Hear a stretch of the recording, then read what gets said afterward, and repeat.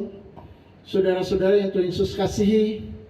Berjumpa kembali dalam khotbah online GBC Anugerah Bermazmur 25 Oktober 2020. Mari kita berdoa sebelum kita mendengarkan firman-Nya. Tuhan Yesus, terima kasih untuk hari ini. Kami percaya bahwa tangan Tuhan menjaga dan melindungi kami. Para malaikat-Mu bersiap untuk melawan kekuatan-kekuatan yang ada di sekitar kami, yang ingin merobek dan menghancurkan kami. Kami percaya bahwa Roh-Mu saat ini sedang menjaga kami, dan Roh-Mu sedang mengarahkan kami, mengarahkan pikiran kami kepada Kristus, kepada firman-Mu Tuhan yang akan mengubah hidup kami. Berbicara dan berkata-katalah Roh Kudus, sehingga kami semua yang sedang mendengarkan dan menyampaikan boleh diberkati bersama-sama. Kami percaya firman-Mu akan sungguh-sungguh tertanam, bertumbuh dan berbuah, dan itu akan memberkati hidup kami supaya kami memberkati orang lain. Terima kasih Bapa, di dalam nama Yesus. Haleluya, amin. Puji Tuhan, saudara-saudara. Saya percaya kita semua saat ini ada di dalam kasih karunia Tuhan yang luar biasa. Saudara-saudara, saya percaya bahwa yang terbaik di dalam hidup ini adalah ketika kita bertemu dengan seseorang yang tepat. Tepat bukan di dalam arti dia sangat pintar, sangat cerdas, sangat kaya, sangat bijaksana, dan sangat-sangat yang lain. Tetapi tepat di dalam arti bahwa dia adalah seseorang yang membuat kita tetap duduk di saat kita tidak perlu berdiri, membuat kita beristirahat di saat kita tidak perlu bekerja, membuat kita tetap sabar dan tetap tenang di saat kita tidak perlu menjadi marah dan kacau. Seseorang yang dapat mengisi hati kita, menjadi sahabat, menjadi seseorang yang menguatkan kita di saat-saat kita sedang membutuhkannya. Itu sebabnya hari ini saya mau sampaikan satu tema firman Tuhan, yakni perjumpaan yang mengubah kehidupan. Mari sama-sama kita membaca di dalam Injil Yohanes pasal 4 ayat 18 sampai ayat yang ke-26. Sebab engkau sudah mempunyai 5 suami, dan yang ada padamu sekarang bukanlah suamimu. Dalam hal ini engkau berkata benar. Saudara, jika ayat ini saya baca seperti ini, tentu itu akan menimbulkan banyak pertanyaan. Apa ini? Saudara-saudara, hari ini sebenarnya kita sedang membahas tentang seorang perempuan Samaria yang dibenci oleh orang-orang Yahudi karena latar belakangnya. Tetapi hari itu dia berjumpa dengan Yesus Tuhan kita, dan terjadilah dialog, terjadilah percakapan. Pada saat itu Yesus berbicara panjang lebar sampai dia berkata kepada perempuan ini, panggillah suamimu untuk datang ke sini. Dan perempuan ini menjawab, Tuhan, aku tidak punya suami. Lalu Tuhan berkata, tepat katamu, sebab engkau sudah mempunyai 5 suami, dan yang ada sekarang padamu bukanlah suamimu. Dalam hal ini engkau berkata benar. Saudara-saudara, mungkin perempuan Samaria ini mengalami satu pernikahan yang tragis, kawin cerai, dan sekarang dia saat ini sedang menjalin hubungan dengan seorang yang bukan suaminya, tetapi dia hidup seperti suami istri. Mungkin kira-kira begitu. Dia mengalami kehidupan asmara atau percintaan yang sangat kacau sekali. Dan ini adalah sebuah aib, sebuah kehidupan yang mungkin membuat dia menjadi pribadi yang begitu lemah, pribadi yang merasa rendah di hadapan orang lain. Dan tiba-tiba saja dia bertemu dengan Yesus, bertemu dengan orang asing, orang Yahudi lagi. Tetapi kali ini Yesus yang adalah orang Yahudi berbicara tepat seperti apa yang dialami di dalam kehidupannya. Itu sebabnya perempuan ini menjadi kaget. Maka saudara-saudara, dia hari itu mengalami satu kehidupan yang baru. Di dalam pembicaraan, di dalam komunikasi, di dalam dialog dengan Yesus, dia mengalami sesuatu yang luar biasa.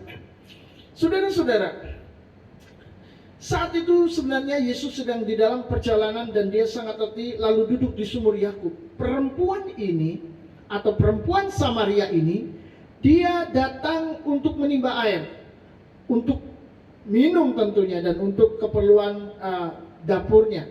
Tetapi saudara-saudara, ternyata itu adalah waktu dan saat di mana Tuhan ingin berjumpa dengannya. Nah, saudara-saudara, kadang-kadang Tuhan menemui kita pada saat-saat yang kita tidak menduga sebelumnya. Jelasnya, pada saat kita masih berdosa, mungkin kita sedang merasa hancur, sedang merasa putus asa. Yang jelas, dia menyatakan diri dan mengubah hidup kita selamanya. Ada orang-orang yang bertemu dengan Yesus pada saat dia sedang mengalami putus harapan. Bahkan ada orang-orang yang berjumpa dengan Yesus pada saat dia sedang melakukan aksi bunuh diri. Dan Tuhan menjamah, Tuhan menggagalkan rencananya, Tuhan mengubah kehidupannya. Itu luar biasa. Saya sendiri bertemu dengan Yesus pada saat saya muak dengan kehidupan yang terus berulang, monoton, sama, setiap hari seperti itu. Dan saya sebenarnya juga ingin mati saat itu. Tetapi Tuhan justru bertemu dengan saya di dalam keadaan seperti itu. Bahkan saudara-saudara, ada yang sedikit menarik, bahwa ada seorang dokter yang justru bertemu dengan Yesus pada saat dia membaca firman Tuhan, yakni Yesus naik di atas seekor keledai. Menurutnya, keledai itu adalah binatang liar, jadi tidak mungkin bisa dinaikin. Tapi ini Yesus menaikinya, lalu dia percaya Yesus. Apapun alasan seseorang percaya kepada Yesus, yang jelas Yesus berjumpa dengan seseorang itu dengan cara yang bermacam-macam, berbeda-beda, dan itu adalah caranya sendiri untuk menarik perhatian kita sehingga kita mengalami suatu terobosan, suatu perjumpaan yang indah, dan satu perjumpaan yang luar biasa. Saudara-saudara, sangat menarik bahwa di dalam ayat yang ke-18 dan 19, Yesus menyingkapkan jati diri perempuan tersebut dari kehidupan yang sangat kacau, dan dia tidak pernah memperoleh apa yang dibutuhkannya. Selama ini dia hidup bersama 5 laki-laki yang bukan suami, tetapi Yesus sama sekali tidak menghakiminya waktu itu. Yesus hanya menunjukkan bahwa dia tahu apa yang sedang terjadi di dalam kehidupannya. Ini luar biasa. Dan saat saudara mendengarkan firman ini, saya percaya Tuhan juga sedang berbicara kepada saudara bahwa dia mengetahui apa yang terjadi di dalam hidupmu. Dia mengetahui permasalahan hidupmu seperti Yesus mengetahui masalah perempuan Samaria ini. Itu sebabnya di dalam ayat yang ke-19, kata perempuan itu kepadanya, Tuhan, nyata sekarang padaku bahwa engkau seorang nabi. Dari orang asing, sekarang perempuan Samaria ini menyebut Yesus seorang nabi. Karena Yesus mengetahui isi dan persoalan hidupnya secara detail. Dan itu luar biasa.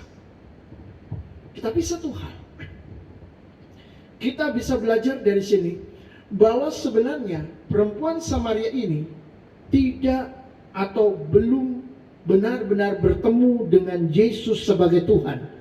Karena di dalam pengenalannya, dia menganggap Yesus hanya seorang nabi. Bagaimana dengan saudara? Apakah saat ini saudara menganggap Yesus hanya seorang nabi yang mengetahui segala masalah dan persoalan hidupmu? Atau mungkin Yesus adalah seorang dokter yang cuma bisa menyembuhkan segala sakit penyakit Anda? Atau Yesus adalah seseorang yang luar biasa yang bisa membuat saudara mengalami perkara-perkara yang luar biasa? Yang jelas, dibutuhkan pengenalan, dibutuhkan pengetahuan yang benar akan Yesus, sehingga hidup kita tidak salah lagi, hidup kita tidak keluar jalur, kita tetap di dalam Dia, dan kita mengalami perjumpaan yang bisa mengubah hidup kita.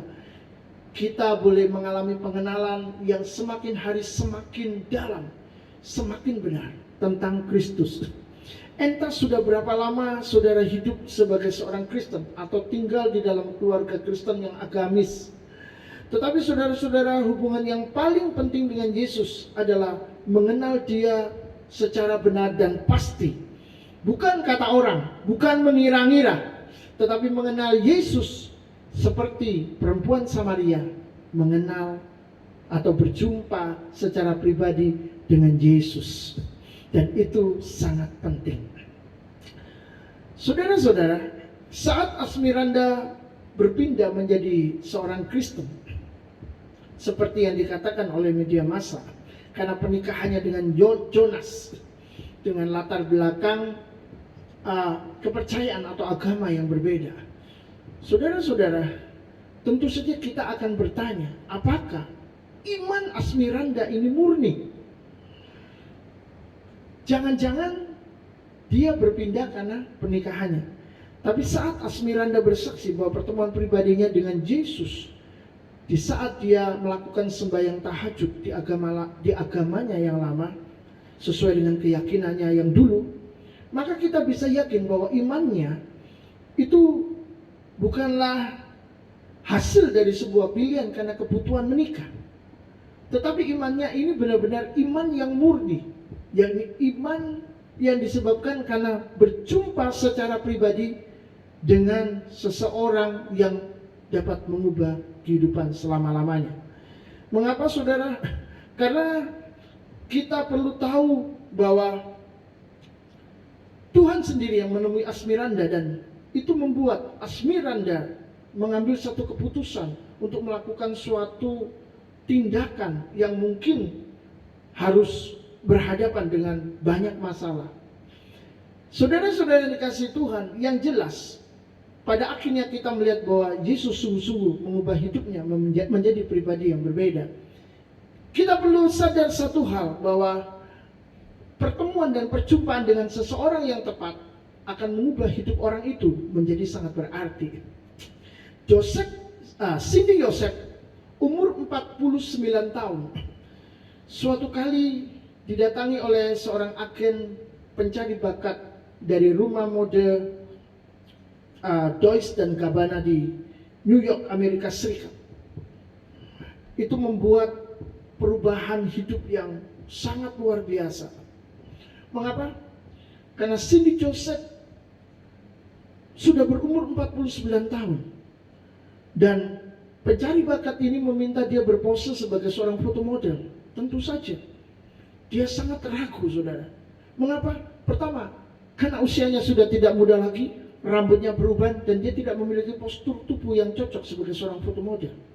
Tetapi pencari bakat ini meyakinkan dia dan berkata kalau dia memiliki penampilan yang alami, dia memiliki penampilan yang natural dan cocok jadi fotomodel. Dan karena dia mengikuti, akhirnya dia benar-benar menjadi seorang fotomodel.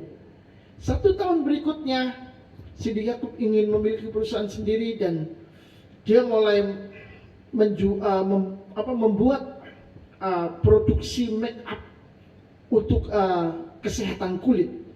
Dan ternyata saudara, produknya jalan dan laku. Ya tentu saja karena mungkin dia adalah seorang fotomodel, dia sudah punya nama, begitu jualan ya laku juga kan. Sama seperti seorang artis, jualan bakso pun laris juga saudara baksonya. Jualan kerupuk laris juga karena dia sudah punya nama. Yang jelas saudara, hidup Cindy Joseph ini benar-benar telah berubah. Apa kunci daripada perubahannya? Kunci dari perubahannya adalah dia bertemu dengan orang yang tepat. Pencari bakat inilah yang sebenarnya telah membuat hidup Cindy Joseph berubah. Nah saudara-saudara, tentu saja ketika kita bertemu dengan Tuhan atau Tuhan menemui kita, maka hidup kita pun akan mengalami perubahan secara drastis. Bagaimana? Saudara mau Tuhan bertemu dengan saudara? Mau bertemu dengan Tuhan? Nah, Saudara-saudara, mari kita lihat dialog berikutnya di ayat yang ke-20. Yang jelas, perempuan Samaria ini dibawa oleh Yesus untuk mengetahui dan mengenal Allah yang sejati. Dan bahkan perempuan Samaria ini dibawa untuk mengetahui cara berkomunikasi yang tepat, atau cara berkomunikasi di dalam penyembahan yang benar dengan Tuhan. Saudara-saudara, di dalam ayat yang ke-20 firman Tuhan berkata, nenek moyang kami menyembah di atas gunung ini, tetapi kamu katakan bahwa Yerusalemlah tempat orang menyembah. Di ayat yang ke-20 ini, saudara, perempuan Samaria sedang membicarakan tentang Allah di dalam perspektif kepercayaan yang dimiliki atau berasal dari nenek moyangnya. Dia berkata, nenek moyang kami menyembah di atas gunung ini, tetapi kamu katakan, maksudnya Yesus atau orang Yahudi, bahwa Yerusalem tempat orang menyembah. Saudara-saudara, Samaria memiliki hubungan sejarah yang sangat erat dengan Samaria. Sejarah dan agama. Samaria berasal dari kerajaan Israel Utara yang mengalami perkawinan campur. Itu sebabnya orang-orang Israel Selatan tidak menerima mereka, bahkan menganggap mereka adalah orang-orang pinggiran. Dan mereka terus berseteru, dan itu sering kita lihat di dalam Alkitab, bahwa orang-orang Samaria tidak mau memasuki jalan yang biasa dilewati oleh orang-orang Israel atau wilayah Israel, karena mereka akan bermasalah. Tetapi saudara-saudara, orang-orang Samaria ini sebenarnya juga percaya kepada Tuhan. Mereka percaya kepada Musa sebagai nabi, dan Musa akan datang. Bahkan orang-orang Samaria ini juga percaya kepada hukum Taurat, percaya kepada hari penghakiman, dan percaya kepada satu hal, yakni Gunung Gerizim adalah tempat yang ditentukan atau dipilih oleh Tuhan untuk mempersembahkan korban. Itu sebabnya orang-orang Samaria ini beribadah di Gunung Gerizim. Dan orang-orang Israel bersembahyang atau pusat keagamaan mereka adalah di Yerusalem, di Bait Allah.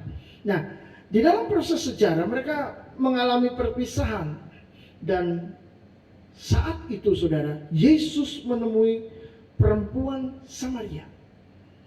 Dan ternyata perempuan itu membicarakan tentang perbedaan keyakinan, tentang tempat yang ditentukan Allah agar dia bisa mengetahui lebih banyak lagi. Katanya di dalam ayat yang ke-20, saya baca, nenek moyang kami menyembah di atas gunung ini, Gerizim, tapi kamu katakan bahwa Yerusalemlah atau Bait Allah adalah tempat orang menyembah.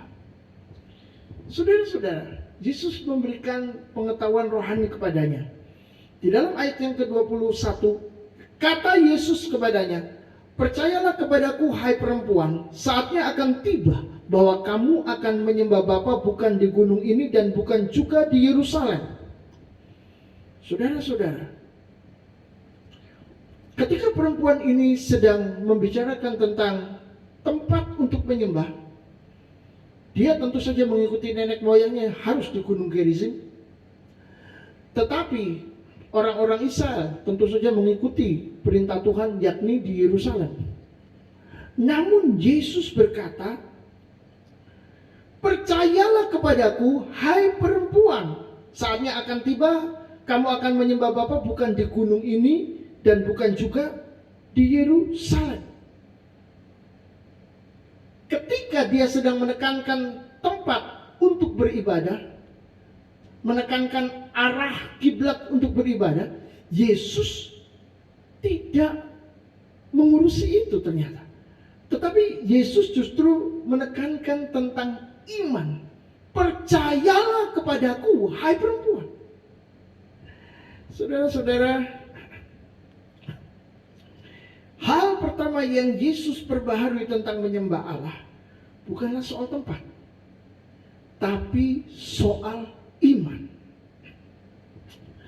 Di dalam sejarah gereja, orang-orang percaya juga ribut dan saling menyalahkan kepercayaan saudara seimannya dengan menitik beratkan lokasi, tempat, denominasi gereja. Gereja yang satu lebih benar, yang satu dianggap salah, dan lain sebagainya. Nah, saudara-saudara, Tetapi sekali lagi, ini bukan soal denominasi gereja, ini bukan soal gereja letaknya di mana, ini bukan soal tempat.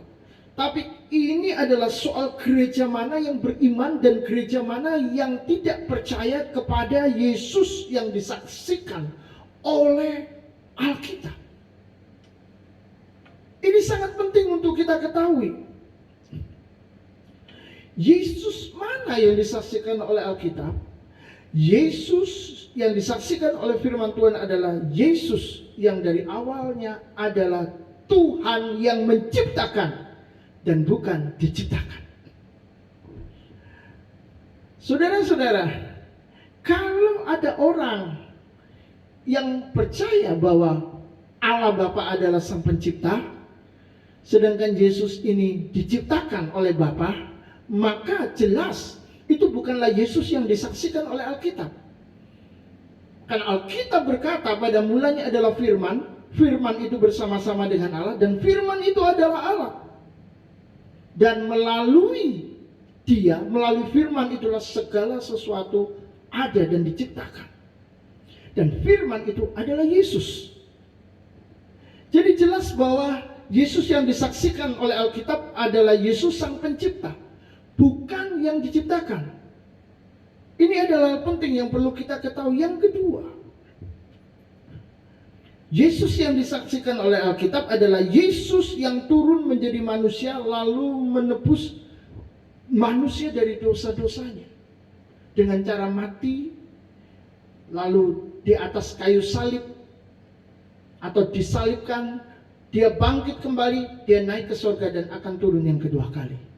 Ini adalah Yesus Alkitab, Yesus yang disaksikan oleh Alkitab. Jadi saudara-saudara percaya kepada Yesus satu-satunya pengantara kepada Allah dan satu-satunya jalan keselamatan. Ini merupakan dasar iman yang pasti.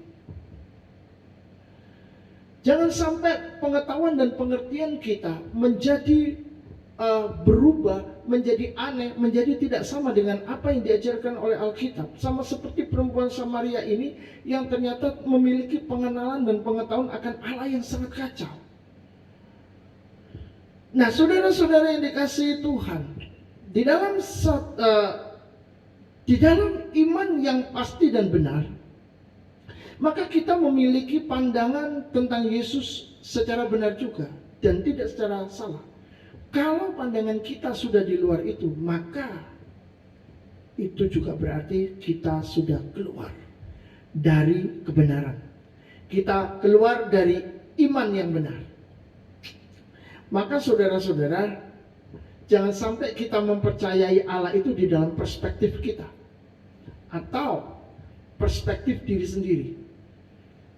Melainkan kita mempercayai Yesus seperti apa yang diajarkan oleh Alkitab. Perspektif Allah, perspektif Tuhan yang menyaksikan dirinya sendiri kepada kita melalui firman-Nya, melalui Alkitab. Sehingga saudara-saudara kita tidak akan keliru, kita tidak akan melenceng.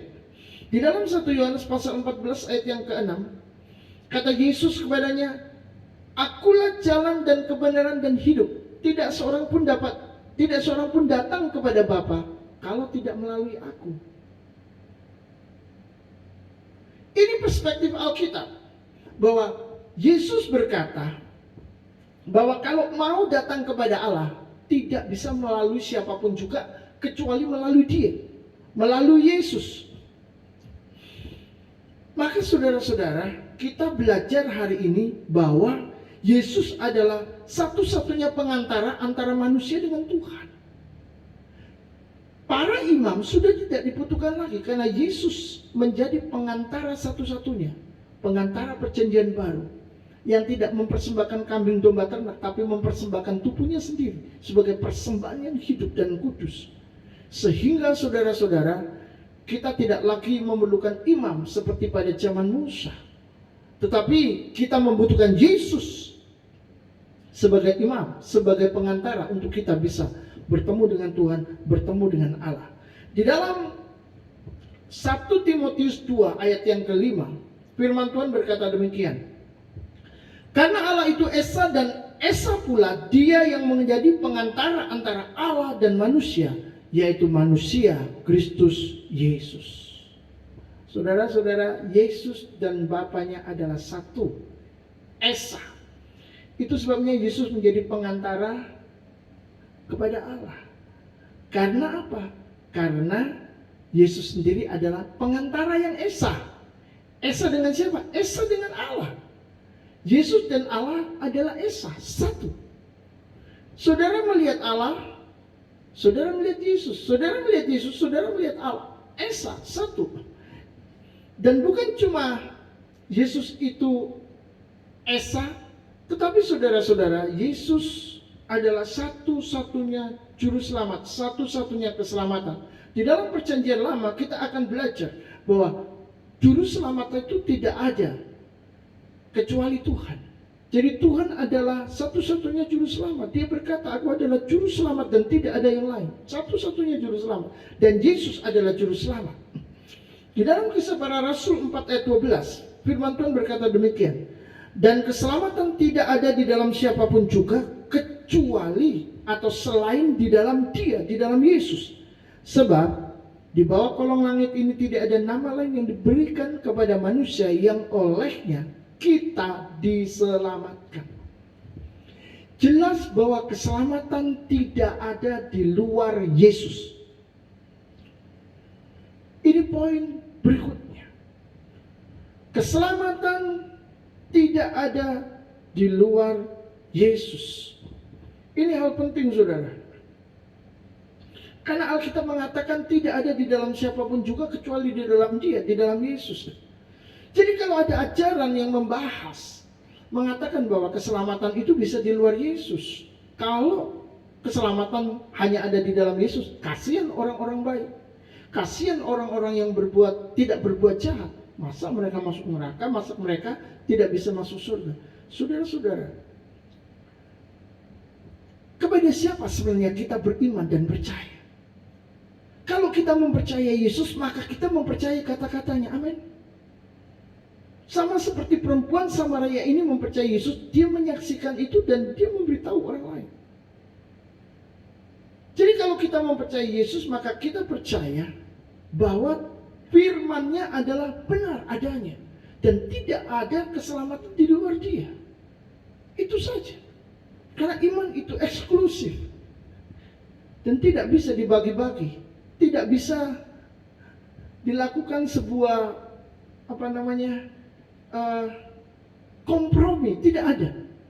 Apa yang dikatakan oleh firman, ya sudah itu tidak bisa berubah.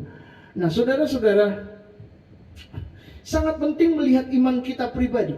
Apakah Yesus yang kita imani sama dengan maksud firman itu sendiri? Atau jangan-jangan iman kita sebenarnya sudah melenceng kemana-mana? Mengapa? Karena kita tidak pernah belajar dan mengerti firman. Itu sebabnya perlu sekali kita belajar firman Tuhan supaya kita tidak keliru. Di dalam ayat yang ke-22 firman Tuhan berkata, kamu menyembah apa yang tidak kamu kenal, kami menyembah apa yang kami kenal. Sebab keselamatan datang dari bangsa Yahudi. Jelas Yesus mengkonfrontasi kepercayaan Samaria yang tidak lengkap. Dan dia menekankan bahwa keselamatan itu hanya melalui bangsa Yahudi yang dipilih Tuhan untuk menurunkan juru selamat. Bukan berasal dari bangsa Samaria ataupun bangsa lain. Ini adalah suatu ketegasan. Jadi Yesus menekankan bahwa penyembahan yang benar itu adalah penyembahan yang ditujukan kepada pribadi yang dikenal, bukan pribadi yang tidak dikenal.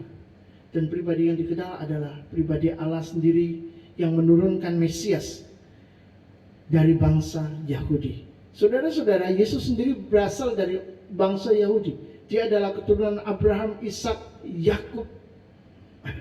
Dan setelah itu Yehuda, Boas, Isai, Daud, sampai akhirnya sampai kepada Yusuf, suami daripada Maria. Yang jelas keturunan Yahudilah yang melahirkan Mesias, bukan keturunan Samaria. Sekali lagi, ini adalah eksklusif karena memang sudah ditentukan oleh Allah sejak dari semula. Nah, saudara-saudara, Di dalam ayat yang ke-23 dan 24, Yesus sedang mengajarkan tentang cara penyembahan yang benar. Mari kita baca. Tetapi saatnya akan datang dan sudah tiba sekarang, bahwa penyembah-penyembah benar akan menyembah Bapa di dalam roh dan kebenaran. Sebab Bapa menghendaki penyembah-penyembah demikian. Allah itu roh, dan barang siapa menyembah Dia harus menyembahnya dalam roh dan kebenaran. Jadi saudara-saudara, waktu Yesus datang di dunia, Dia merubah arah dan sistem penyembahan. Apakah itu? Dia mengubah arah dan sistem penyembahan dari yang jasmani kepada yang rohani, dari bait Allah kepada hati yang ditebus. Penyembahan tidak lagi di bait Allah, tapi penyembahan langsung dari hati yang sudah ditebus. Mengapa saudara? Karena hati adalah roh. Roh dan kebenaran, kata Yesus. Sedangkan kebenaran itu apa? Kebenaran itu adalah jika seseorang sudah ditebus oleh darah Kristus, maka dia mengalami pembenaran. Kalau dia mengalami pembenaran dan dia berdoa kepada Allah, maka dia sedang berdoa di dalam roh dan kebenaran. Dan tidak lagi melihat kiblat, tidak lagi melihat Yerusalem atau di Gunung Gerizim, tidak. Sistem seperti itu sudah tidak berlaku lagi. Karena sistem yang disampaikan oleh Yesus adalah berdoa atau menyembah Bapa di dalam roh dan kebenaran. Nah, saudara-saudara, dari sini kita belajar bahwa penyembahan itu tidak terbatas oleh ruang dan waktu. Jika sebelumnya dipusatkan di bait Allah atau Yerusalem, maka pada saat Yesus datang, penyembahan itu bisa dimanapun juga tanpa harus terikat dengan arah dan tempat.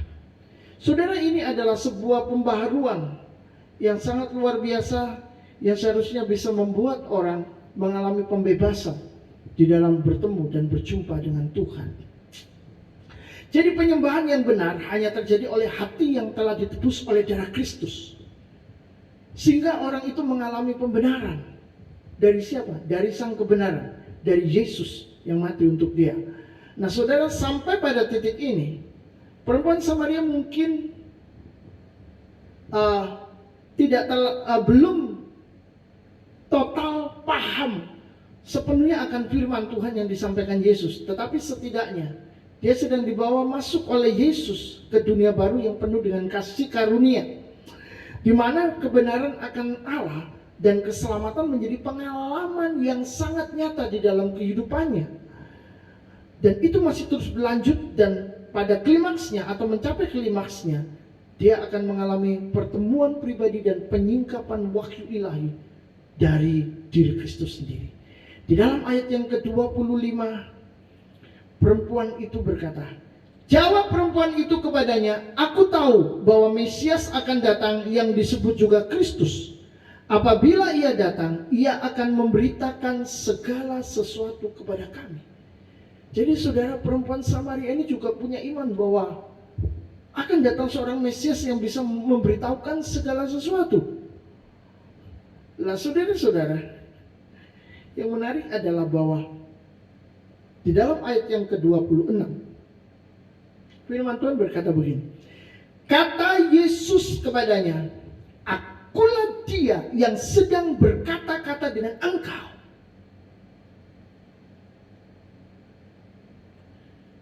Saudara, saya percaya bahwa pada titik ini perempuan Samaria ini terkejut. Mengapa? Karena orang yang dicari dan dinanti-nantikannya itu ada di depan matanya.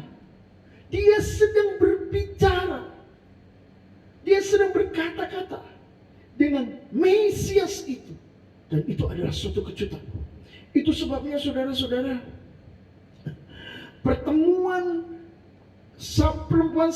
pertemuannya dengan Yesus ini mengubah kehidupannya. Dan saudara akan melihat perubahan itu sangat luar biasa. Dari kehidupannya yang kacau bersama 5 suami yang bukan suaminya, dia berubah menjadi seorang yang bersaksi kepada orang banyak tentang Yesus. Dan banyak orang menjadi percaya. Kita akan lihat nanti hasilnya. Artinya saudara, perempuan ini berubah menjadi penjala manusia. Dan itu sangat luar biasa.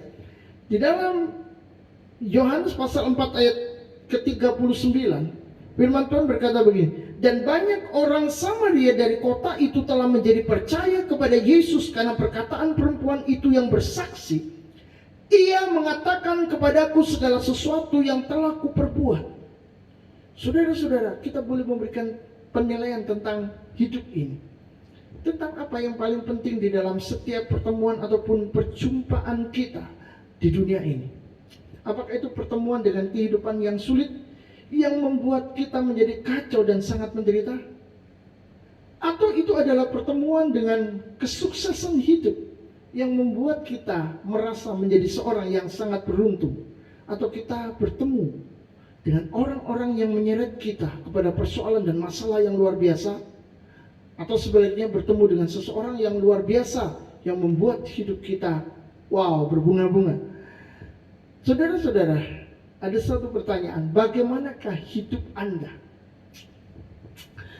Pernahkah saudara bertemu dengan Tuhan secara pribadi? Ini adalah hal penting yang perlu kita pikirkan, karena ini menyangkut tentang hidup dan mati.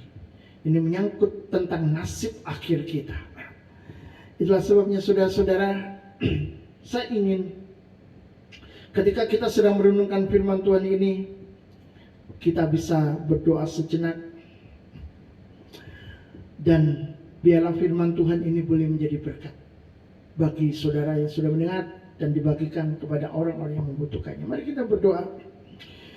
Tuhan Yesus, pertemukan kami dengan dirimu, karena sehebat apapun dunia ini bagi kami, itu tidak akan membuat hidup kami menjadi lebih baik dan lebih berarti. Kami percaya hanya ketika kami bertemu dengan Tuhan yang kekal saja, maka hidup kami menjadi baru, hidup kami menjadi bersinar. Itu sebabnya saat ini Tuhan, buatlah kami bertemu dengan pribadimu, bertemu dengan dirimu, karena kami percaya hidup kami akan diubahkan menjadi begitu sangat indah, dan kami akan menerima berkat yang tidak mungkin kami terima dari dunia, menerima damai sejahtera yang tidak mungkin kami peroleh dari dunia ini. Kami sangat membutuhkanmu, kami sangat memerlukanmu. Datanglah Tuhan, datanglah Yesus dalam hidup kami. Terima kasih Bapa, terima kasih Tuhan. Amin. Kiranya firman Tuhan boleh menjadi berkat buat saudara. Amin.